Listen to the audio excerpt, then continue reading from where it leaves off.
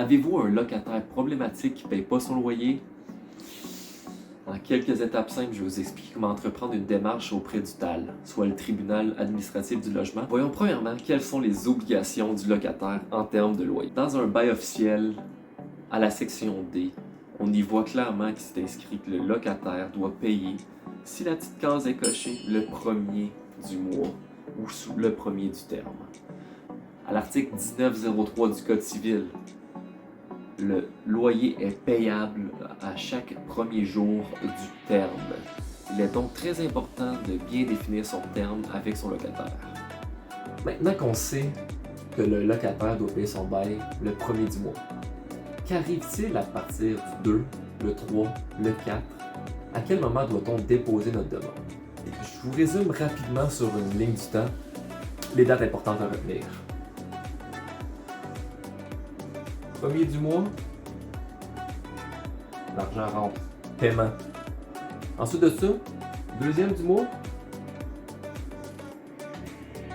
si on n'a pas reçu d'argent, qu'est-ce qui arrive? Défaut de paiement.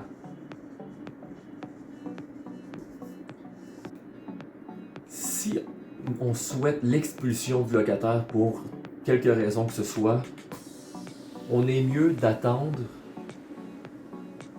21 jours, 3 semaines, avant de déposer notre demande au tribunal du logement. Donc, on va être rendu le 23e jour du mois. Date importante à mettre dans le calendrier. C'est à partir de cette date-là qu'on va pouvoir déposer une demande au tribunal administratif du logement. La prochaine étape est donc de déposer sa demande au TAL. Donc, tout d'abord, il faudra remplir le document intitulé « Demande relative au non-paiement de loyer ». Dans cette section, dans le bas de la page, vous allez pouvoir sélectionner « Le locataire est en retard de plus de 3 semaines ». Dépose ensuite ce document sur le site web du TAL. Si vous préférez, vous pouvez prendre votre voiture, vous déplacer et aller le porter en personne dans un bureau administratif. Dans cette vidéo-ci, nous allons seulement couvrir les grandes étapes pour le non-paiement de loyer.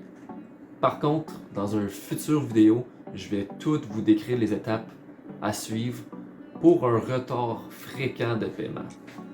Une fois que le document rempli est déposé au TAL, il faut maintenant notifier notre locataire. C'est très important de recevoir un avis de réception de la part du locataire quant à notre signification.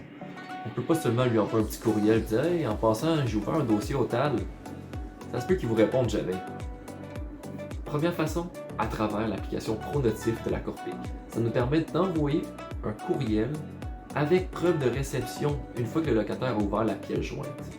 Deuxième façon, à travers un huissier. Ou la troisième façon, directement en main propre, en faisant signer un accusé de réception au locataire. Très important, une fois que vous avez la preuve de notification au locataire, vous devez absolument la déposer sur le site web du TAL. Vous avez un délai de 45 jours suite à l'ouverture de votre dossier. Si vous ne déposez pas la signification, donc si vous ne déposez pas la preuve comme quoi le locataire a reçu cette signification, le dossier est automatiquement fermé. Attention s'il vous plaît. Sur mon site web, dans la section documents, vous pourrez retrouver tous les documents du TAL pour effectuer cette demande d'expulsion du locataire.